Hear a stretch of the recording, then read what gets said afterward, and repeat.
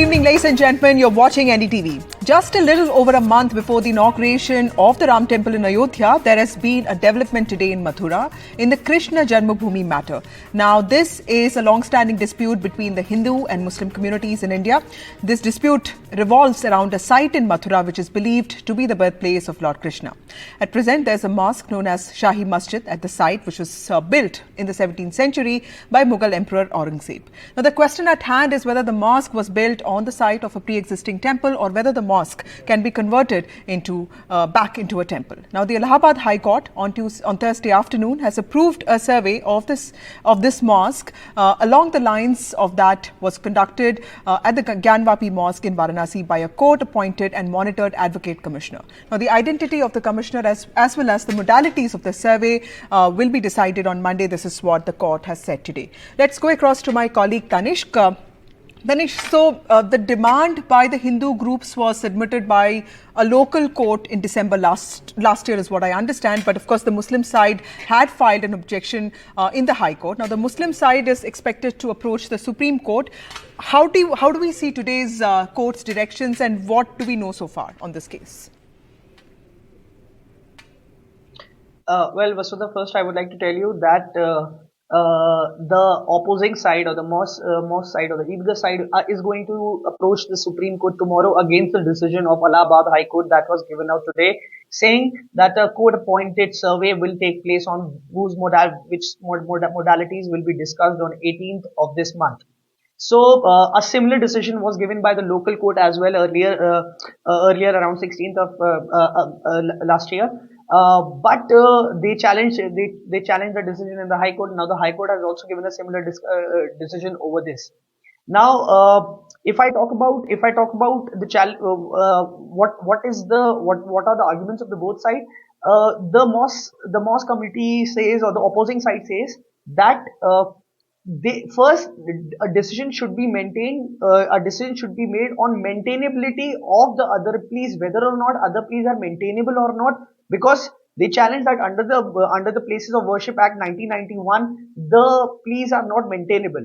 Then a decision on survey, whether or not a survey should happen, should be given. So that is what they are going to challenge again in the Supreme Court tomorrow.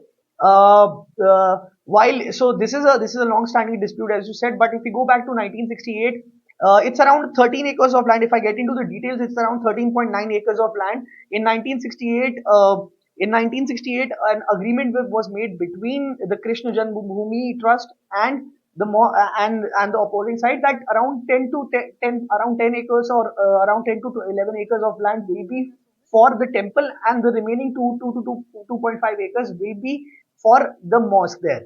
But again, now this challenge, it is again a civil matter. The petitioners are claiming that the complete land belongs to the Krishna Janmabhoomi Trust, and therefore there should be no mosque over the land. But again, now as today's development took place, the Supreme Court has given a green light to a court-appointed survey that is going to take place, but the opposing side is going to challenge this in the Supreme Court tomorrow.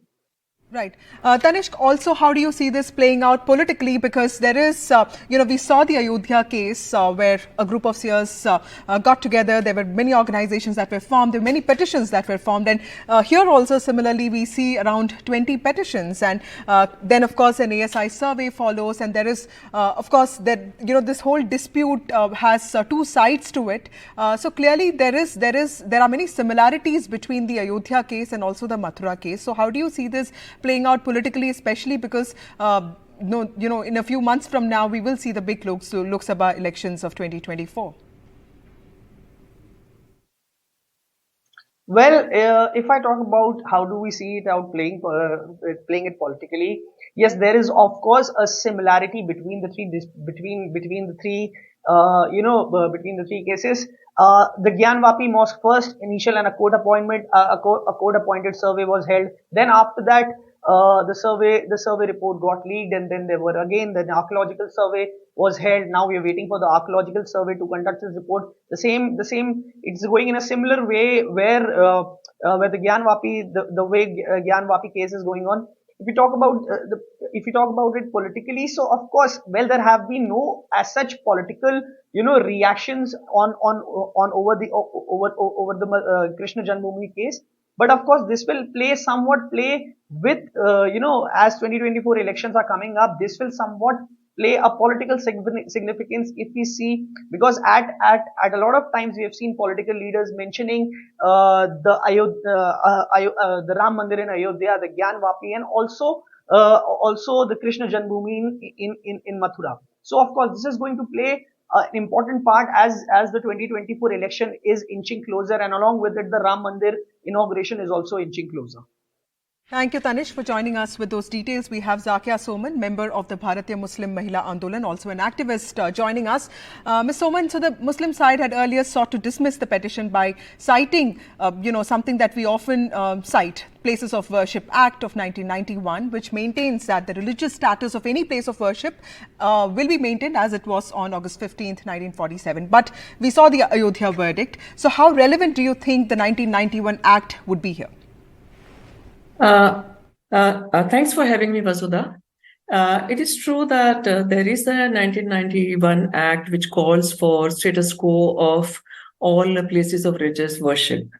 But the issue here is much larger. It can be looked at legally. The matter is in court, but it's more than legal. Legally speaking, it's a issue which needs to be looked at socially, politically, and it needs to be looked at in the larger perspective of India being a plural, diverse country where so many communities coming from various faiths have coexisted side by side. And I think in the spirit of democracy and in the spirit of pluralism, it should be resolved amicably through discussion, through dialogue. And we should try and avoid politics and try and avoid the violence that is attached with this kind of politics. So I would say it calls for a greater introspection within the communities on both sides. It calls for dialogue between the leadership on both sides. And as an attempt was made already in 1968, as was brought out by your correspondent, that the Krishna Janmabhoomi Trust and the Idgah Trust, which is the masjid side, they sat together, they dialogued, and it was decided that some 10 to 11 acres will be given for the Mandir, Krishna Janmabhoomi, and some 2 or 2.5 acres will be for the mosque. So I think in a polarized climate today, it is very, very important that the spirit of dialogue and spirit of resolution, should be adopted, and both sides should talk it over, and it should be looked at not merely as a property dispute, as a legal question, but a question which has larger ramifications for our society and for our politics. Thank you, Ms. Soman, for those details. For that point of view, I think that is very important, having a dialogue. I wanted to also ask Ranjana Agnihotri, who's joining us. She is an advocate in the Supreme Court. Ma'am, the Hindu side filed a petition in Mathura court demanding full ownership, of the contested 13.37 acres of land. And clearly, they've said that there was a temple, Katra Keshav Dev temple, and but someone like Zakia Soman is saying that there needs to be dialogue and reflection and introspection. So do you think that is the way forward, or do you think a dispute has to be handled legally like the Ayodhya verdict, the Ayodhya case was? One thing I want to point out, today matter was different. Today application which was filed before the Allahabad High Court under Order 26 Rule 910 for giving direction to appointment of local commissioner, and this application was heard at length. After arguing both the parties, judgment was reserved. Today judgment was released in this matter and the application has been allowed, and court has directed for appointment of the commissioner. And for modalities and composition, the matter is listed again on 18th. So at this point, there is no question of compromise or sitting over the table for talking. Here, application has been decided, has been allowed by Honorable Court, and in compliance of the order, the Advocate Commissioner, consisting of 3 advocates, would be appointed, and they will go to the site and they will submit their report impartially, and report would be considered by the court. Right. But how do you see today's move, ma'am? Do you see this as a victory for the Hindu side, or do you see this as a step forward in this whole dispute? Exactly, we cannot say that this is a victory. It is a step forward because the matter was filed in the year 2020, 25th September 2020. A civil suit was filed before the Mathura court, and matter was going on thereafter. In the year 2023, a transfer application was moved, and 17 cases which were pending before the Mathura court with the direction of the Honorable Court were taken before the Honorable Allahabad High Court. Thereafter, this application was moved, and all the matters are going before the Allahabad High Court. This application was pending, that has been allowed. How do you see this playing out politically, and what is the caution that both communities need to take so that the rift between them does not sort of intensify? We are not political persons. We are simple citizen of our Bharat Varsh.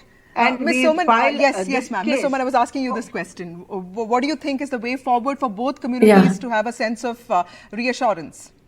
Yeah, so the thing is that we are all citizens of India, and we have by and large peacefully coexisted for centuries and centuries. And now, this matter has been sort of escalated on both the sides in such a way that the whole issue appears irreconcilable. And if I believe already the Masjid side is going tomorrow to the Supreme Court, they are going to appeal against this order of the High Court. So where is it going to take us finally?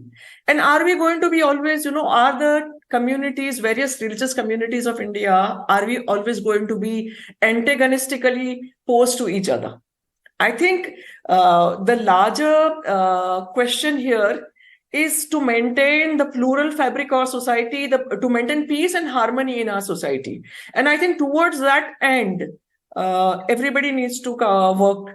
And anybody who is indulging in that kind of politics, which divides and which sort of creates mistrust and hostilities in the communities, those kind of people should be sidelined by the by society and on both sides of the divide. I'm not saying that one community one or community two. On both the sides I'm talking about.